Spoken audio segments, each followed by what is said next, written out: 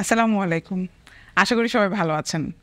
আজকে আমাদের স্পেশাল একটা আয়োজন, সেটা হচ্ছে যারা ৪৬তম বিসিএস প্রিলিমিনারি দিবে তাদের জন্য। আর মাত্র ২ দিন পর অর্থাৎ ২৬শে এপ্রিল ৪৬তম প্রিলিমিনারি পরীক্ষা। তো যারা খুব সিরিয়াস স্টুডেন্ট তাদের মধ্যে টান টান উত্তেজনা, আর মাত্র ২ দিন পরে আমাদের ভাগ্য নির্ধারণ হয়ে যাবে, তাই না? তো এখন যাদের বেসিক ভালো না, যাদের প্রিপারেশনও নাই, তো তারা নিজেরাও কিন্তু জানে যে তারা টিকবে না, তো পরীক্ষাটা আল্লাহর ওয়াস্তে দিয়ে চলে আসবেন।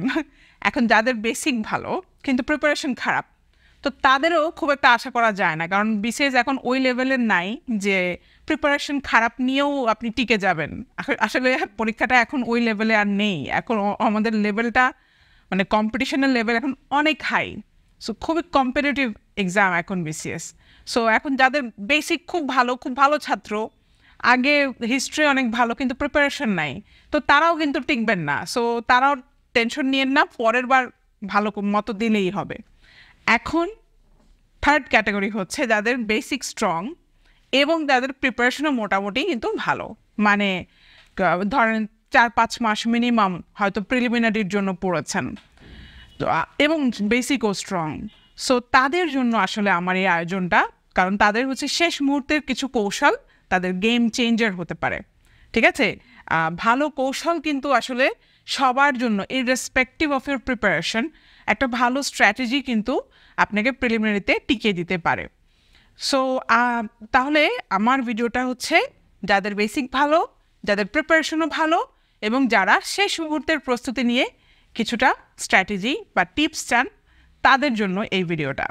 সো ঠিক আছে, আমরা এখন শুরু করে দিই যে এখন আমাদের কৌশলটা আসলে কি হওয়া উচিত, এবং এই কৌশলটাই আমরা আর ২ দিন পরে পরীক্ষাতে, আসল পরীক্ষাতেও কিন্তু ফলিয়ে আসব। এই কারণেই এই ২ দিন আমরা প্র্যাকটিস করব এখন যে অ্যাপ্রোচটা আমি বলবো।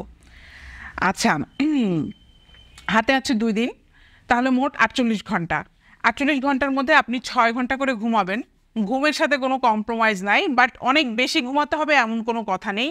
জাস্ট ৬ ঘন্টা হচ্ছে আমাদের বেসিক মিনিমাম দরকার, এবং এটা খুব ভালো ঘুম, একদম মরা ঘুম।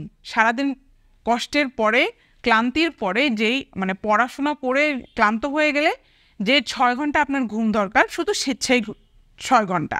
তো ৬ দুগুণী ১২, ২ দিনে ১২ ঘন্টা আমরা বাদ দিলাম, ৪৮ ঘন্টা থেকে ১২ ঘন্টা বাদ দিলাম। আরও ২ ঘন্টা আমি ৪ ঘন্টা ধরলাম। আপনার খাওয়া দাওয়া আছে, আপনার বাথরুম আছে, আপনার গোসল আছে, আপনার নামাজ কালাম আছে, হ্যাঁ, আপনার চিত্ত বিনোদন আছে, সব কিছু ২ ঘন্টা।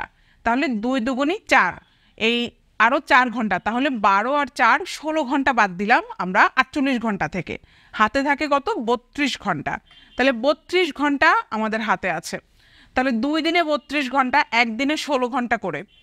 তাহলে প্রথম যে ১৬ ঘন্টা, সেটা আমরা যদি ২ ঘন্টার একটা পরীক্ষা ধরি, আপনাদের যে কোনো একটা ভালো মডেল টেস্টের বই কিন্তু লাগবে। যারা যারা আগে মডেল টেস্ট প্র্যাকটিস করেননি, তারা এখন কিনতে হলে কিনবেন, না হলে যে কোনো জায়গা থেকে জোগাড় করেন। ঠিক আছে, মডেল টেস্টের কিছু কোয়েশ্চেন লাগবে। হয়তো বই শেষ করতে পারবেন না, বাট যে কোনো একটা ব্র্যান্ডের, প্রফেসরস হতে পারে, অ্যাসুরেন্স হতে পারে, ওরাকল হতে পারে, ভালো যারা রেপিউটেড আমরা চিনি জানি, সেরকম ব্র্যান্ডের মডেল টেস্টের বই নিয়ে আসবেন। ঠিক আছে, অথবা মডেল টেস্টের প্রশ্ন যদি জোগাড় করতে পারেন কোথাও থেকে, সেটাও হতে পারে। সো আমি অ্যাজুম করে নিচ্ছি আপনাদের মডেল টেস্টের বই আছে, কারণ যারা সিরিয়াস স্টুডেন্ট তাদের অলরেডি কিন্তু বই থাকার কথা। আর যারা এতটাই দায়সারা যে মডেল টেস্টের কোনো বই কেনেন নাই, তাদের জন্য এই ভিডিও কোনো আসলে লাভ আনতে পারবে না। তো মডেল টেস্টের যে কোনো একটা বইয়ে আপনি মডেল টেস্ট সলভ করবেন। এই যে ১৬ ঘন্টা আমাদের যে পার ডে আমরা পাচ্ছি, তাহলে ১৬কে ২ দিয়ে ভাগ করলে কত ঘন্টা থাকে? ৮ ঘন্টা, সরি ৮টা মডেল টেস্ট, অর্থাৎ ৮টা মডেল টেস্ট আপনি দিতে পারবেন ২ ঘন্টা করে যদি পরীক্ষা দেন। তো আমি ৮টা মডেল টেস্ট ধরছি না, ধরছি ৬টা মডেল টেস্ট, কারণ বাকি যে ২টা মডেল টেস্টের সময়, সেই সময়ে আপনার প্রশ্ন অ্যানালাইসিস করতে হবে, অর্থাৎ প্রশ্নের মার্কিংটা দেখতে হবে যে কত করে পেলেন। তাহলে এই মডেল টেস্টের এখন অ্যাপ্রোচটা কী হবে, অর্থাৎ ঘরে বসে যে আপনি মডেল টেস্ট দিবেন, সেটার অ্যাপ্রোচটা কী হবে, সেটা নিয়ে এখন আমি কথা বলবো। ঠিক আছে, আপনি কিভাবে প্র্যাকটিস করবেন। আচ্ছা, প্রথমেই আমি ধরে নিচ্ছি যে আপনার বেসিক ভালো, যেটা আমি প্রথমেই বলেছি। বেসিক ভালো বলতে কি বোঝায়? কোর যে সাবজেক্ট আছে, 4টা সাবজেক্ট আছে, বাংলা, ইংরেজি, গণিত এবং বিজ্ঞান, সাধারণ বিজ্ঞান, এই 4টা কোর সাবজেক্টে যার বেসিক স্ট্রং। বেসিক স্ট্রং মানে যেখান থেকে প্রশ্ন আসুক আপনি পারবেন, এটা হচ্ছে বেসিক স্ট্রং হওয়া বোঝায়। তো তাহলে এই 4টা সাবজেক্টে আপনি হচ্ছে কেমন পারছেন সেটা আপনি সবার আগে মডেল টেস্ট যখন দিবেন, সেই মডেল টেস্টের প্রশ্ন যখন হাতে পাবেন, শুরু করবেন, তখন এই 4টা সাবজেক্ট আগে সলভ করবেন। ঠিক আছে? আপনি যে কোনো একটাতে স্ট্রং হতে পারেন, সেটা দিয়ে শুরু করলেন। ধরেন আপনি ইংরেজিতে খুব ভালো, তাহলে শুরু করলেন ইংরেজি দিয়ে, বাট আপনি সেই ইংরেজিতেই থেমে যাবেন না। বাকি যে 4টা, অর্থাৎ বাকি যে 3টা বেসিক সাবজেক্ট আছে, সেই সাবজেক্টগুলো আগে, অর্থাৎ মোট 4টা যে বেসিক সাবজেক্ট, সেই সাবজেক্টগুলো আমরা আগে সলভ করব। কারণ কি, এই 4টা থেকে কিন্তু আপনার মার্কস সলিড পাওয়া যায়। কারণ বাকিগুলো হচ্ছে খুবই ভ্যারিয়েবল সাবজেক্ট। বাংলাদেশ বিষয়াবলী, আন্তর্জাতিক বিষয়াবলী, ভূগোল, তারপরে হচ্ছে নৈতিকতা। তো এই সাবজেক্টগুলো থেকে কিন্তু খুব বেশি মার্কস কিন্তু তোলা সলিড না, কারণ খুবই চেঞ্জেবল, খুবই কারেন্ট অ্যাফেয়ার্স দিয়ে ভরে দিতে পারে। সো আমরা যে 4টা বেসিক যে সাবজেক্ট, সেই সাবজেক্টের প্রশ্ন আগে সলভ করবেন। সলভ করার পরে আপনি দেখবেন, আচ্ছা, প্রথমে দেখবেন যে প্রশ্ন অপশনগুলো কীরকম। ঠিক আছে? প্রশ্ন কঠিন আপনি কখন বুঝবেন? যখন দেখবেন প্রশ্নের যে অপশনগুলো, 4টা যে অপশন, সেই অপশনগুলো যদি কঠিন হয়। প্রশ্ন কিন্তু কঠিন হয় না, প্রশ্নের অপশনগুলো কঠিন হয়। সো অপশনগুলো যখন দেখবেন যে আপনি চিনতে পারছেন না, অপশনগুলো আপনি কঠিন পারেন না, তার মানে বুঝতে হবে প্রশ্ন কঠিন হয়েছে।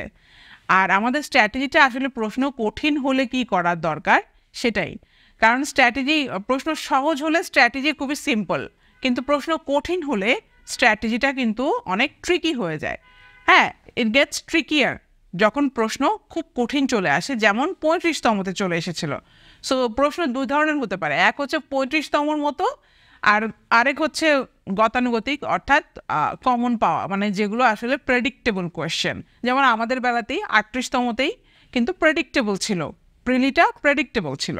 ঠিক আছে? ডুয়েবল, মানে 35তমর মতো এত লং উইন্ডেড বা মানে এত ফার ফেচড ছিল না। সো তাহলে যদি 35তমর মতো হয় তাহলে কি করবেন? তো আপনি মডেল টেস্টের 4টা বেসিক যে প্রশ্ন, 4টা বেসিক যে সাবজেক্ট, সেগুলো যেহেতু সলভ করতে বললাম, তো সেই 4টা দিয়ে শুরু করবেন।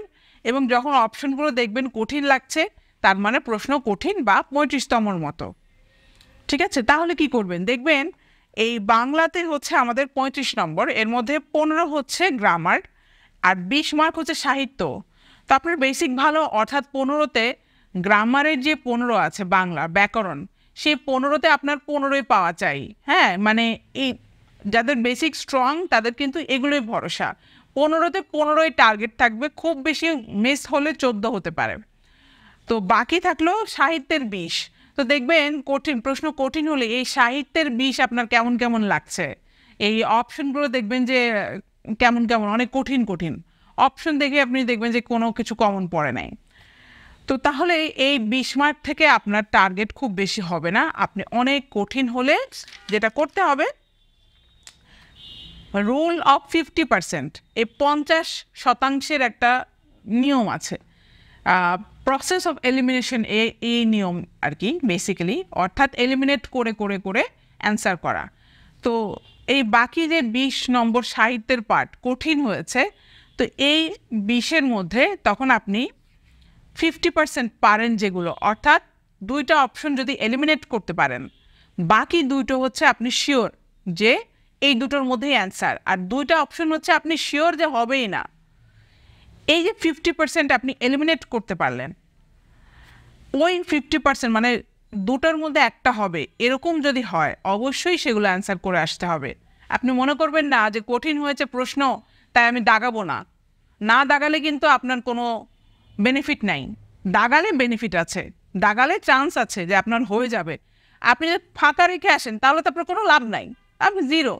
সো ফাঁকা রেখে আসবো না, রুল অফ 50% আমরা ফলো করব, অর্থাৎ যেগুলো আমাদের 50% আইডিয়া আছে যে 50% হবে না, আর বাকি 50%-এর মধ্যে অবশ্যই অ্যান্সার, সেগুলো আপনি প্রত্যেকটা দাগিয়ে আসবেন। সেটা 20টার মধ্যে যদি 20টাই যদি এরকম হয় 50%, সেক্ষেত্রে 20টাই দাগাবেন। আর যদি এমন হয় 20টা সাহিত্যের মধ্যে 10টা সাহিত্য আছে যেগুলো আপনি 50-50 শিওর, সেক্ষেত্রে বাকি 10টা আপনি দাগালেন। তো একইভাবে দেখবেন ইংরেজিতে আমরা যেহেতু প্রথমে বেসিক যে সাবজেক্ট 4টা সেগুলো সলভ করছি, তো বাংলা গেল, ইংরেজিতে ধরেন আপনি পারেন, তাহলে 20 নম্বর হচ্ছে গ্রামারে, বাকি 15 নম্বর সাহিত্য। তো কঠিন যখন হবে দেখবেন ওই 15 সাহিত্যের মধ্যে কেমন কেমন করবে, মানে প্রশ্ন কঠিন করলে সাহিত্যের মধ্যেই করবে। আর গ্রামারে তো কঠিন করলেও আপনি পারবেন, কারণ আপনার বেসিক ভালো। সো ওই 20 মার্কে আপনার 20ই পেতে হবে। ঠিক আছে, আপনার টিকতে হলে আপনার বেসিক স্ট্রং থাকা মানেই হচ্ছে 20-এ 20 গ্রামারে।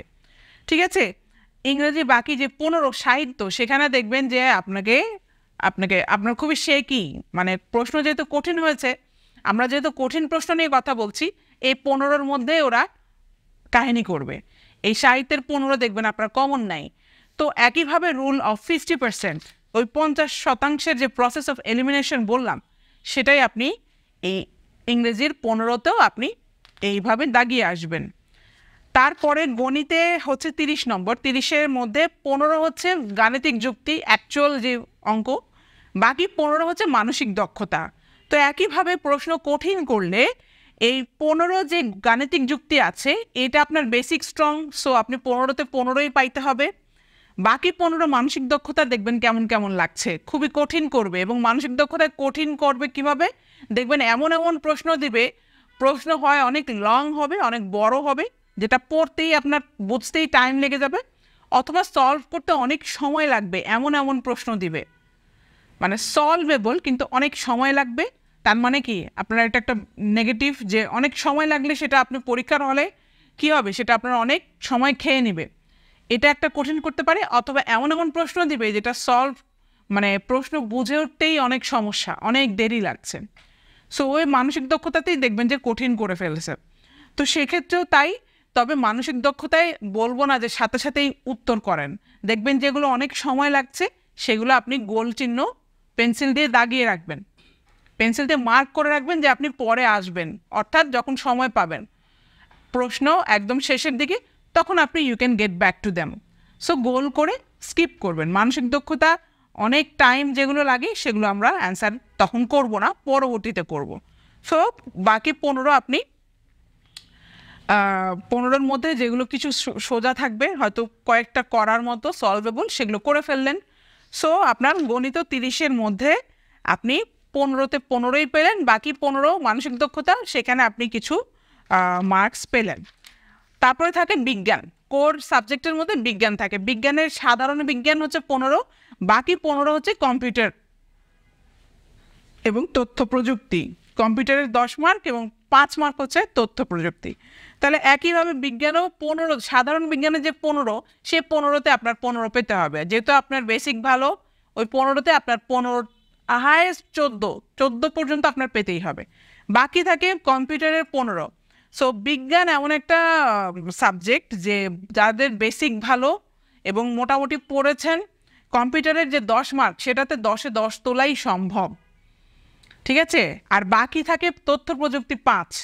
তো এই 5-এর মধ্যে অনেক লেটেস্ট কোনো আবিষ্কার এগুলো থাকতে পারে, সো ওইখানে কঠিন করতে পারে।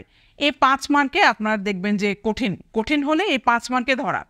কিন্তু বাকি যে কম্পিউটারের 10 এবং বিজ্ঞানের যে সাধারণ বিজ্ঞানের 15, এখানে 25, এই 25টা আপনার বেসিক স্ট্রং থাকলে 25-এ 25 পেতে হবে। ঠিক আছে, বাকি কম্পিউটারের যে তথ্য প্রযুক্তি 5 মার্ক, সেইখানে অনেক লেটেস্ট ইনফরমেশন চলে আসতে পারে, সো ওটা কঠিন করতে পারে, সো ওটা আমরা ধরলাম না। তো তাহলে আপনার এখন প্রশ্ন অনেক কঠিন এবং আপনার বেসিক ভালো, তাহলে আপনি এই 4টা কোর সাবজেক্টে কত পেলেন? এখন আমরা হিসাব করলে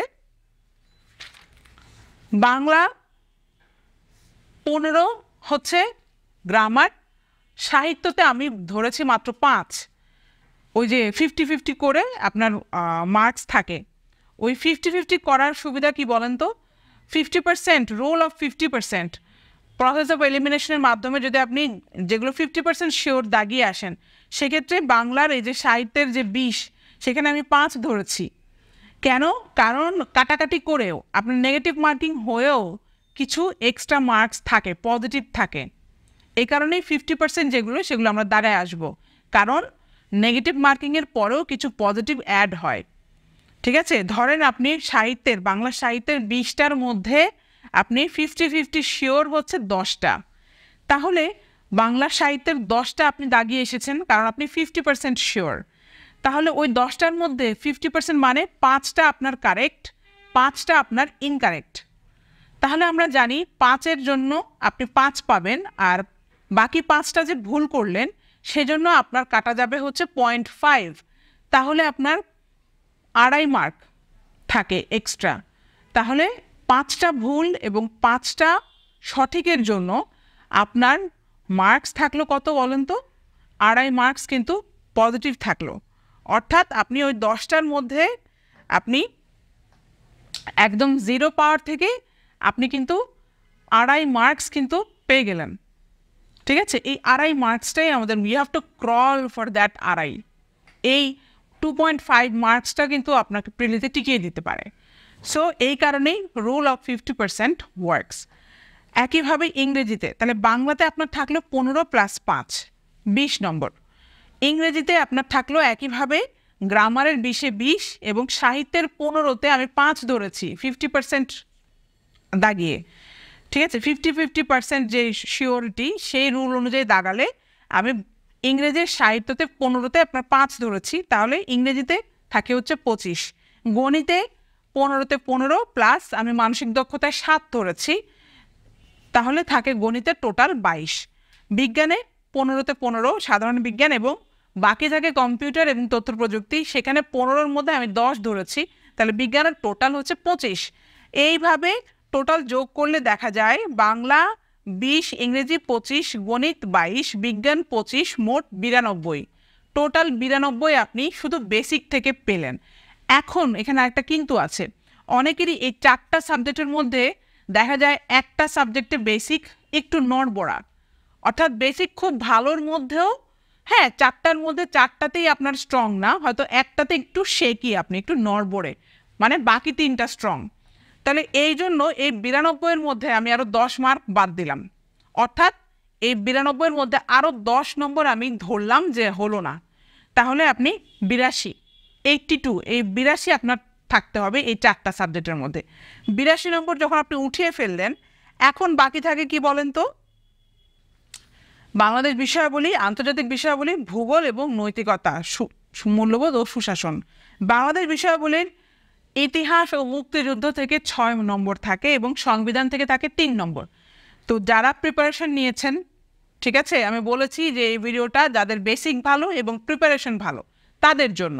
তো যারা প্রিপারেশন নিয়েছেন তাদের এই ইতিহাস ও মুক্তিযুদ্ধের 6 মার্কের মধ্যে 6 থাকতে হবে, সংবিধানের 3-এ 3ই থাকতে হবে, অর্থাৎ এই 9 মার্কে কোনো মিস করা যাবে না। 9-এ 9 বাংলাদেশ বিষয়াবলী, 9-এ 9। বাকি বিষয়গুলো থেকে অনেক কঠিন করলেও আপনি 3 মার্ক পাবেন।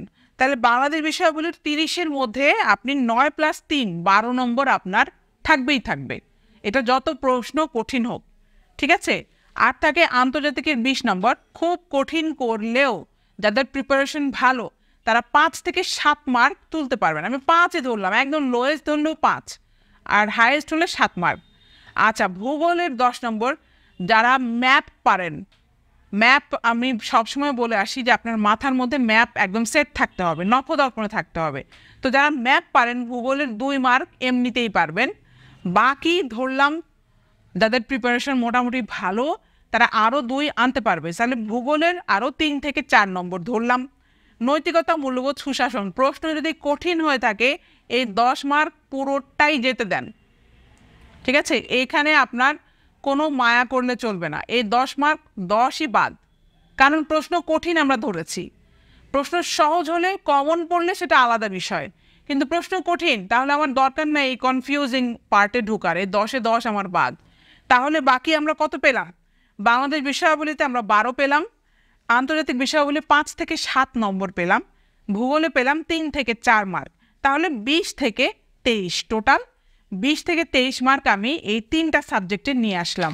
তাহলে আমার টোটাল 82 ছিল ওই বেসিক সাবজেক্ট থেকে, কোর 4টা সাবজেক্ট থেকে আমরা 82 পেলাম, প্লাস 20 থেকে 23 নম্বর আমরা পেলাম হচ্ছে বাকি 3টা সাবজেক্ট, বাংলাদেশ বিষয়াবলী, আন্তর্জাতিক বিষয়াবলী এবং ভূগোল থেকে আমরা 20 থেকে 23 নম্বর পেলাম। তাহলে টোটাল কত হলো? 102, 82 প্লাস 20 থেকে 23 ইকুয়াল টু 102 থেকে 105 পর্যন্ত আমরা পেয়ে গেলাম। প্রশ্ন কঠিন অর্থাৎ 35তমর মতো যদি হয়, আমরা জানি 35তম BCS এর মতো যদি প্রশ্ন হয় সেক্ষেত্রে কাটমার্ক হচ্ছে 95 থেকে 105, এর উপরেও যায় না, এবং 95 হচ্ছে লোয়েস্ট আমরা ধরলাম। তাহলে 95 থেকে 105-এর মধ্যে হচ্ছে কাটমার্ক থাকে। তাহলে কাটমার্কের 95 থেকে 105 কিন্তু আমরা অলরেডি পেয়ে গেছি, 102 থেকে 105 আপনি পাচ্ছেন। আর এখন তাহলে সহজ হলে, প্রশ্ন কঠিন হলে 102 থেকে 105 আমরা কিন্তু পেয়ে গেলাম।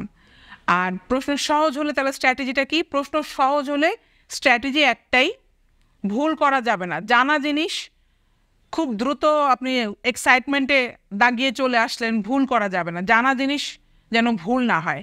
সো মানে প্রশ্ন সহজ হলে কোনো স্ট্র্যাটেজি নাই যে থেমে যেতে হবে, এতগুলো দাগাতে হবে এরপরে দাগানো যাবে না, এমন কোনো কথা নেই। যতগুলো আপনি পারেন পারতে থাকেন, 1 বাই 1। যেগুলো আগে পারেন সেগুলো আগে দাগাবেন, যেগুলো একটু পরে পারেন একটু পরে দাগাবেন, এইভাবে, ঠিক আছে? স্লোলি স্টেডিলি মাথা ঠান্ডা রেখে যতগুলো পারেন অ্যাকুরেটলি দাগিয়ে দিয়ে আসবেন। যেমন 38তমতে গতানুগতিক একটা প্রশ্ন হয়েছিল প্রিলিমিনারিতে, 38তম BCS-এ আমি 180টার মতো, অলমোস্ট 180, প্রায় 180টার মতো আমি দাগিয়েছিলাম এবং অ্যাকুরেটলি দাগিয়েছিলাম।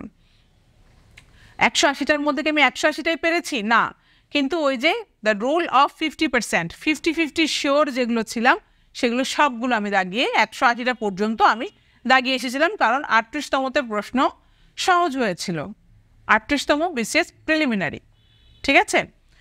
সো আগামী 32 ঘন্টার মধ্যে, এই যে বললাম প্রথম দিন যে 16 ঘন্টা পাবেন, সেখানে আমরা 2 ঘন্টা যদি একটা প্রশ্ন করি সেক্ষেত্রে 8টা প্রশ্ন আপনার হওয়ার কথা, কিন্তু আমি 6টা প্রশ্ন ধরেছি। তাহলে 6টা করে সেট সলভ করবেন 2 দিনে, মোট 12টা সেট প্রশ্ন সলভ করবেন এই স্ট্র্যাটেজিতে। প্রশ্ন কঠিন হলে যে স্ট্র্যাটেজি বললাম, আর প্রশ্ন সহজ হলে, ঠিক আছে, কাটমার্কের কোনো চিন্তা করবেন না, কাটমার্ক যত ইচ্ছা তত হোক। প্রশ্ন সহজ হলে আপনি যতগুলো পারেন ততগুলোই দাগিয়ে আসতে হবে। সো প্রশ্ন সহজ হলে যে স্ট্র্যাটেজি নেবেন বললাম, প্রশ্ন কঠিন হলে যে স্ট্র্যাটেজিটা আমি পুরোটা বর্ণনা করলাম, ঠিক একইভাবে আপনি দেখবেন আপনি 102 থেকে 105 পাচ্ছেন কিনা, ঠিক আছে? এই যে 12টা সেট যে সলভ করবেন, সেই 12টা সেটে আপনি নিজেই চেক করতে পারেন যে আপনি আসলে 102 থেকে 105 সিকিওর করতে পারছেন কিনা, ঠিক আছে? আর প্রশ্ন সহজ যদি সেট পান সেক্ষেত্রে সলভ করলে জাস্ট দেখবেন 125 বা 130 এরকম আসছে কিনা প্রশ্ন সহজ হলে।